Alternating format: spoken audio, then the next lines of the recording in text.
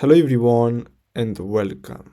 In this video we're going to take a look at Autodesk Construction Cloud to see if is this the best construction management platform for you and your business. So I have here some pros and cons. We're going to take a look at them. Now the pros is that they have integrated BIM tools, document management, real-time collaboration, and customization.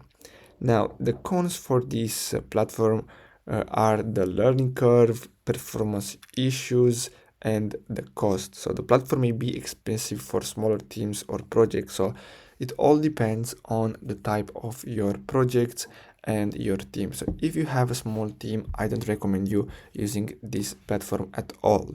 But if you're a big company, you have a big business, you work with big clients, this is the right platform for you.